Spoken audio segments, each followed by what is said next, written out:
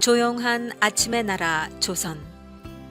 그 땅을 향한 하나님의 사랑을 전하기 위해 복음을 들고 조선 땅을 찾은 백안의 서양 선교사들. 아직은 쇄국 정책과 신분 제도로 인하여 종교의 자유가 없던 조선 땅에 교육과 의료를 통한 복음 사역으로 조선 땅의 아픔과 미래의 희망을 전해주던 그들. 나라를 잃은 조선 백성을 위해 목숨을 걸고 일제에 저항하며 3.1운동의 배후 혹은 조력자였던 그들. 목숨을 위해 신사참배를 강행하던 조선 땅에 진리를 위해 신사참배를 거부했던 그들. 조선 땅에 복음을 전하기 위해 자신의 목숨을 돌보지 않고 땅 끝까지, 그리고 한 생명이라도, 그리고 모두가 버린 나병 환자까지 끌어안은 그들. 아버지를 이어 4대가 한국 땅을 섬기던 그들. 약혼자의 죽음을 이어 조선 땅에서 버려진 고아와 과부를 돌보던 그들. 간호사를 양성하며 조선 땅에 보건 증진을 해온 그들. 한국의 생명을 전한 위대한 선교사 50인의 이야기를 만나보십니다. 오늘은 허버트 선교사 편입니다. 허머 허버트는 1863년 1월 26일 미국 북동부 버먼트주의 목사이며 미들베리 대학 학장인 칼빈 허버트와 인도 선교사 엘리아자 윌럭의 딸 메리 허버트 사이에 삼형제 중 차남으로 태어났다. 독실한 기독교 가정에서 성장한 허버트는 외가에서 1769년에 설립한 다트머스 대학을 거쳐 1884년 뉴욕의 유니언 신학교에서 신학을 공부했다. 개화기 한국 정부는 1882년 미국과 조미 수요 통상 조약을 맺고 미국 정부의 교육을 맡을 교사를 요청했다. 미 정부는 교사 선발을 미국 교육국장 존 이튼에게 맡겼는데 그는 뉴욕시에 있는 유니언 신학교에서 교사들을 선발하려 했다. 이튼은 다트머스 대학 동창 칼빈 허버트에게 유니언 신학교에 재학 중인 두 아들 중 하나를 교사로 보낼 것을 문의했다. 4학년에 재학 중이던 허버트의 형 헨리는 그 제안을 거절했고 형보다 성격이 적극적인 허버트가 이를 받아들여 교사로 오게 됐다. 허버트는 다른 초빙 교사 벙커 길모어와 함께 미국 정부 추천 교사로 한국으로 파송되어 1886년 7월 4일 서울에 도착했다. 고종으로부터 맥클레이가 한국에 와 병원 선교를 허락받은 지 정확히 2년 만이었다. 허버트의 첫 공식 활동은 유경공원 설악 절목을 제장하는 일이었는데 이는 유경공원의 운영 및 교육 내용과 방법을 상세히 다루는 일종의 규약문이었다. 이를 통해 구경공원의 운영은 조선 왕실이 맡고 교육은 외국인 교사들에게 전적으로 위임되었다. 허버트와 동료 교사들은 영어, 역사, 자연과학, 지리, 수학 등 근대적인 서양 학문을 가르쳤고 학생들도 현직 관리와 재능 있는 선비 중에서 선발했기 때문에 호응이 좋았다. 특히 학생들이 세계 지리에 큰 관심을 보이자 허버트는 1891년 간이 천문 지리서의 성격을 가진 3인 필지를 순 한글판으로 출간했다. 1892년 이후 기독교 계통 학교는 물론 일반 학교도 이 책을 필수 교재로 사용했는데 이것이 허버트와 유경공원에서의 활동 가운데 가장 주목할 만한 일이다. 1891년 정부와 2차 계약 기간을 마치고 미국으로 돌아간 허버트는 2년 후 1893년 감리교 선교사 자격으로 부인과 딸과 함께 한국을 다시 찾았다. 그는 유경공원에 이어 정부의 교육 활동에 다시 참여했다. 허버트는 1897년부터 1900년까지는 한성 사범학교와 1900년부터 1905년까지 한송중학교에 고용되어 신학문 교육과 교과서 편찬 임무를 맡았다. 허버트는 사범학교에서 점차 많은 졸업생이 나와서 각 마을까지 학교가 설립되고 우수한 졸업생을 선발해 중등 또는 고등학교 교사로 훈련하는 것을 꿈꾸었다. 허버트는 백성을 계몽하고 한국을 해외에 알리기 위해 왕성한 저술 활동과 출판 사업을 전개했다.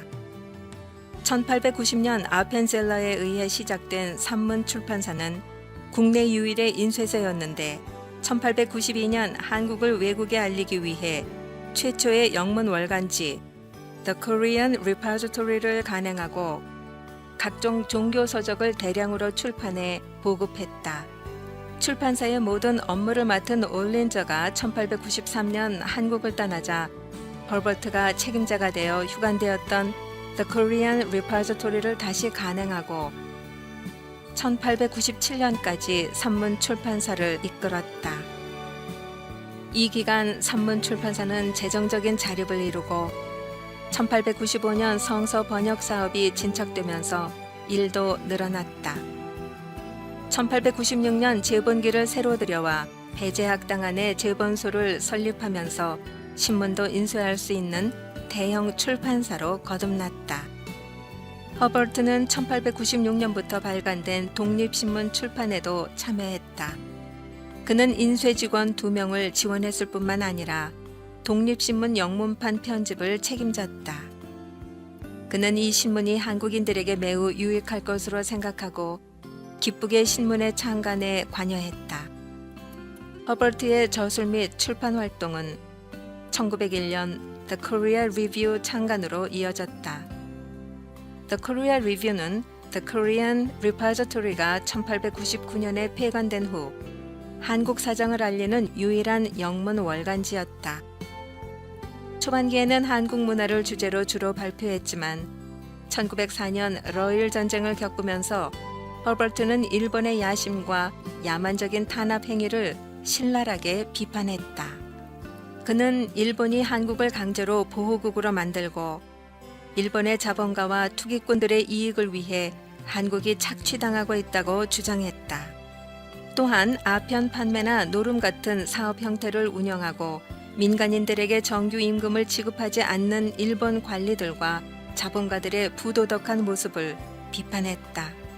결국 허버트가 발행하는 The Korea Review는 일본 당국의 감시 아래 놓이게 되었고 1907년 1월부터 마침내 발행이 중단되었다.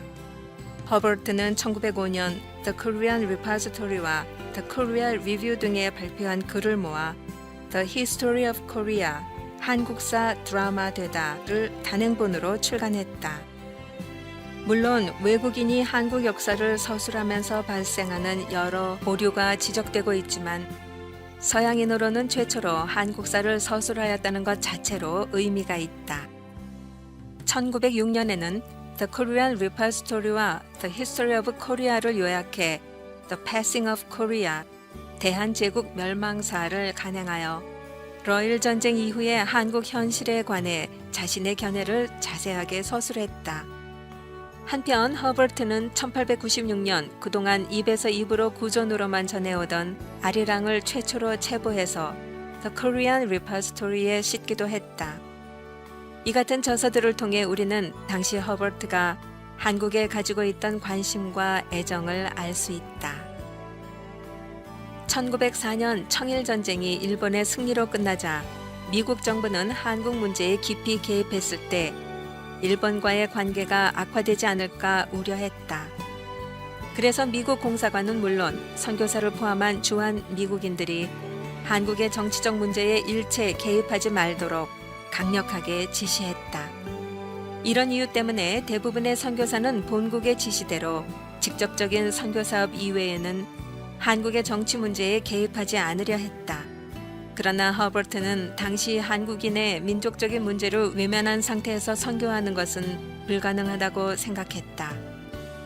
허버트의 구체적인 정치 참여는 1895년 11월 28일 국왕 탈출 미수 사건인 춘생문 사건을 통해 이루어졌다. 춘생문 사건은 을미사변 이후 친일 정권에 포위된 채 불안과 공포에 떨고 있던 고종을 궁 밖으로 나오게 하여 친일 정권을 타도하고 새 정권을 수립하고자 했던 일이다. 을미사변으로 명성황후가 시해된 후 신변의 위험을 느끼고 있던 고종은 항상 자기 주변에 외국인 선교사들을 두어 보호를 받으려 했는데 외국 선교사들과 함께 있으면 안전할 것이라는 판단에서였다. 그래서 허버트를 비롯해서 존스, 게일, 언더우드, 에비슨 등이 교대로 고종을 호위하기도 했다. 춘생문 사건은 비록 거사에 참여했다가 변심한 무관 출신 이진호의 배신으로 실패했으나 이런 일련의 움직임은 1896년 고종과 세자가 궁궐을 탈출해서 러시아 공사관으로 가는데 큰 도움을 주었다. 허버트의 한국을 위한 민족운동은 여기서 그치지 않았다.